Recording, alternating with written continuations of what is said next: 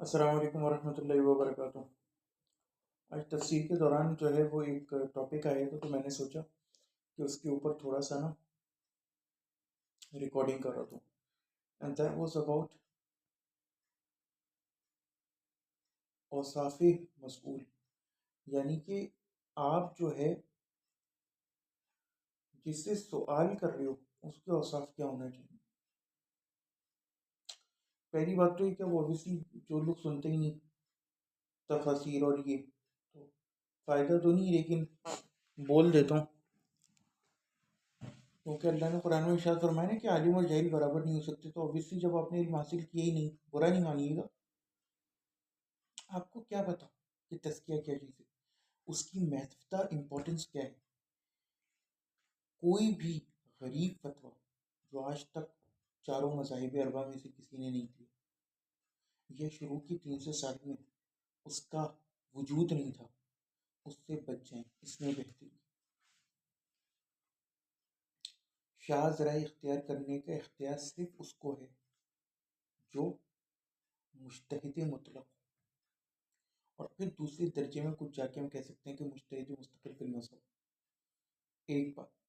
دوسری بات کہ جب آپ کسی سے سوال کر رہے ہو تو یہ بات یاد رکھو کہ اس کا ایک سرٹن ریلم ہے مطالعے کا، درس نظامی والا ہے، ٹھیک ہے، جو ہم جیسے لڑکے ہوتے ہیں جو مطالعے کا شوق رکھتے ہیں، مختلف اسپیئرس میں ان کا مطالعہ ہوتا ہے، لیکن اوبیسلی درس نظامی والے کا ایک جہت میں مطالعہ ہوتا ہے، لیکن بہت زیادہ ہوتا ہے۔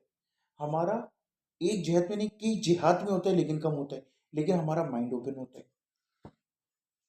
پھر ایک ہوتا ہے مجتہد مطلق یا مفتی یا مجتہد مطلق فی المذہب۔ جب بھی آپ ایک درس نظامی والے سے سوال کرو گے، وہ آپ کو اس نے جو خاص کچھ کتب پڑھی ہیں وہ اس سے باہر آپ کو جواب نہیں دے سکتا۔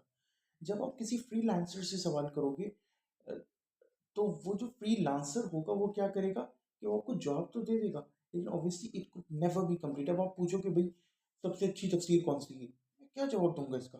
کیا میں نے تفسیر رازی پڑھی ہوئی ہے؟ کیا میں نے تفسیر تبری، تفسیر جلالین اور یہ ساری تفاسیر پڑھی ہوئی ہیں؟ تب جا کے میں کمپیریٹیو انالیسس دے سکتا ہوں نا۔ بس مجھے جو اچھی لگی وہ میں نے آپ کو بتا دیا کہ یہ پڑھ لو، تو یہ تو لمیٹڈ نالج ہوا۔ لہٰذا کاشف علی ہمیشہ ایک بات بولتے ہیں، باقی جن چیزوں سے اختلاف ہے وہ اپنی جگہ، جو حق بات ہے وہ ہمیں لینا چاہیے۔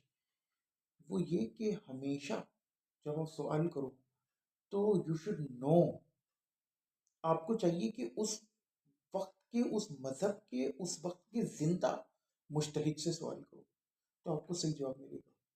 اب اوبیسلی وہ جو اسلامی بینکاری کا مسئلہ اس کی وجہ سے ہمیں ایشوز ہیں، لیکن میں ایک مثال کے لیے آپ کو کہہ رہا ہوں کہ آپ کسی گلی محلے کے مولوی سے سوال کرو، اور پھر یہ جو یوٹیوب پہ چند مشہور ہیں ان سے کرو حنفی، اور ایک آپ سوال کرو بنوری ٹاؤن کے کسی بڑے مفتی یا مفتی تقی عثمانی سے، there would be a huge difference.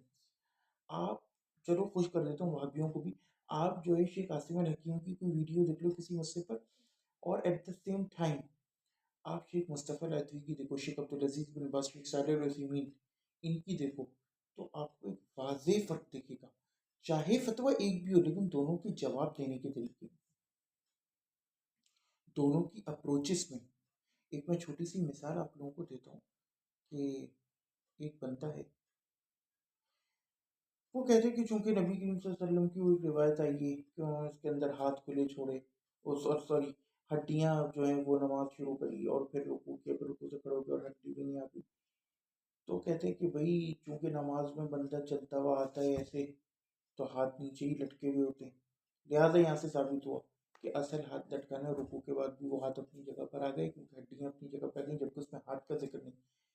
اب یہ ہے باطل قیاس، یہ فقہ کی ٹرمینالوجی والے لوگ سمجھ سکتے ہیں باطل قیاس، اور پھر اس سے ایک باطل رزلٹ نکالے کہ ہاتھ کھلے چھوڑنا سنت ہے، oh it is one of very important things.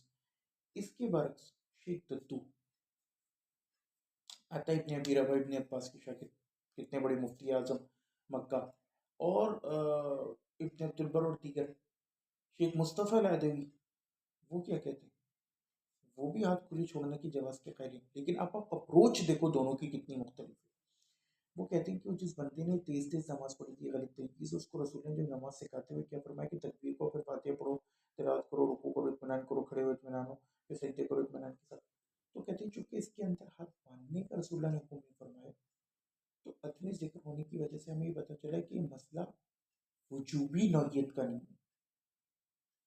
اب آپ دیکھ لیں دونوں میں فرق. تو انہوں نے کہا کہ فہذا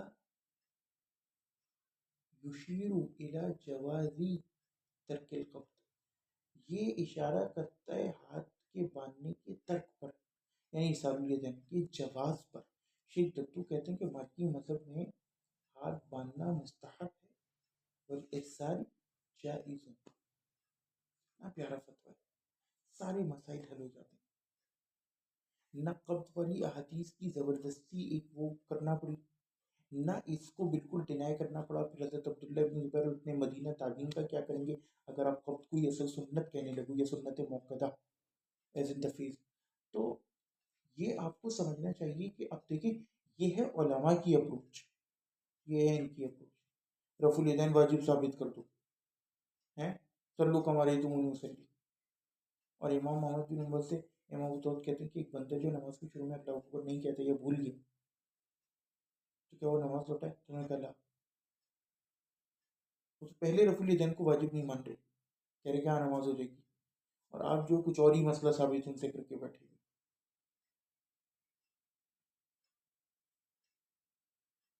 اللہ المستعان.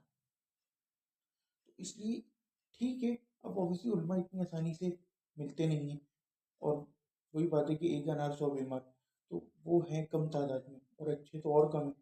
تو ورنہ بند دماغ کے, اور وہ تو کیسے اتنے سارے لوگ سوال کریں, اور کتنے لوگوں کے جواب دیں. پیسے آپ لوگ الگ نہیں دیتے. میں تو کہتا ہوں فیس کا میں قائل ہوں, اس کو ہندی میں کہتے ہیں گرو دکشنا, that should be given, consultation fee. اب وہ آپ لوگ دیتے نہیں تو کتنے لوگوں کو فارغ کریں. اس لیے تو ضروری ہوتا ہے کہ جو مطالعے کرنے والے لڑکے ہوتے ہیں نا, وہ آپس میں کچھ سوالات کریں.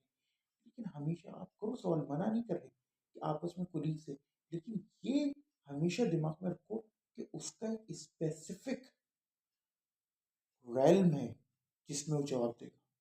تو آپ نے کس حد تک اس سے فائدہ اٹھانا ہے, صرف کتابوں کے نام جاننے کے لیے, لیکن پھر ان ڈیپتھ مسائل کے لیے آپ کو کہاں جانا ہے, یا کتب مراجعہ کی طرف لوٹنا ہے. وآخر دعوانا ان الحمد للہ رب العالمین.